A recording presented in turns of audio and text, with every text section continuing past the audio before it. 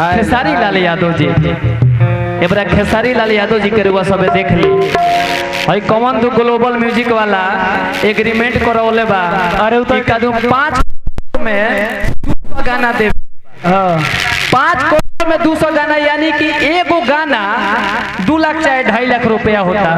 तो ये बात रहुआ सबसे हम पूछे के चाहत नहीं एबरा खेसारी लाल एगो गाना से लगभग 4 करोड़ 5 करोड़ एगो गाना से कमाता है। आई देखी ना अब केकर दोस्त को हल जाओ उनकर मैनेजर के कहीं विवेक सिंह के दोस्त को हल जाओ हैं आके हो एक जना बड़े राइटर अखिलेश कश्यप उनकर दोस्त को हल जाओ जे साथवा रहो तो ओकर न दोषी बा।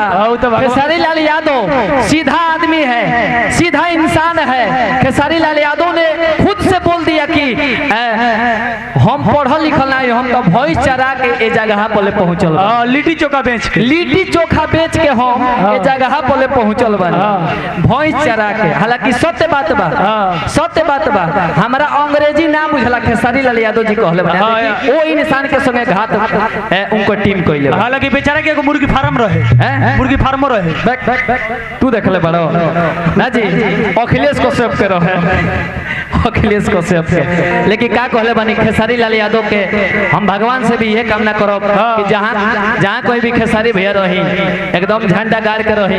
भोजपुरी रउआ संगे बा भोजपुरी के मैं जितना 13 करोड़ जनता बाटे बिहार राज्य के खेसारी लाल यादव के संगे बा ना जी जेकर देश विदेश आउट ऑफ कंट्री तक नाम बा हमारा खेसारी लाल यादव के। एबरा 5 करोड़ रुपया कोनो मायने नहीं खे ना जी। हम ऐसे कहब कि खेसारी भैया रुआ घबराई मत, जहाँ कोई भी रहे रुआ मस्त रही अपना काम में व्यस्त रही। हम यह खेसारी लाल यादव से कहब कि जहाँ कोई भी रही बनल रही रुआ थावे वाली माता रानी के कृपा बनल रहे खेसारी भैया के ऊपर। हमरा खीस पड़ल बा भरा हम सिंगल प्रोग्राम गाइले सिंगल गाइले तो रात भर लोग रोक के देखेला।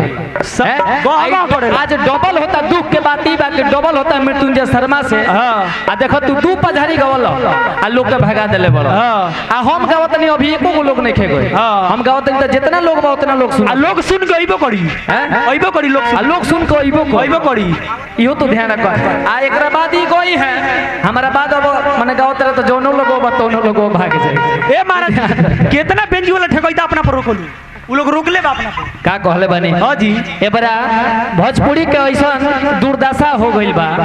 देखिए हई सीधा साधावा हमरा हई भोला जी के बबुनी कहत रहले बताई। अच्छा ई बताई भगवानों से मजाक कोई ओही में एक जना गणेश जी के पापा कहत रहे ओही में मौसा कहत रहे गजब धंधा बा भाई।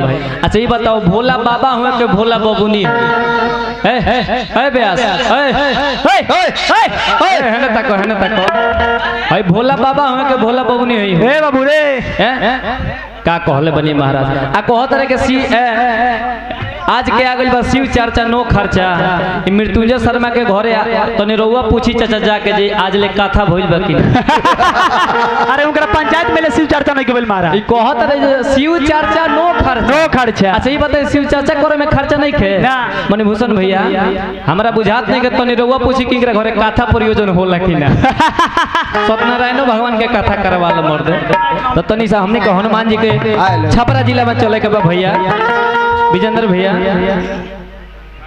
काहे बोलत नहीं के का कोड लिख करता कोडवा लिख करता तनी बना दो हर जाओ सामान बेंगलोर जाके पुरान हो गइल बिया।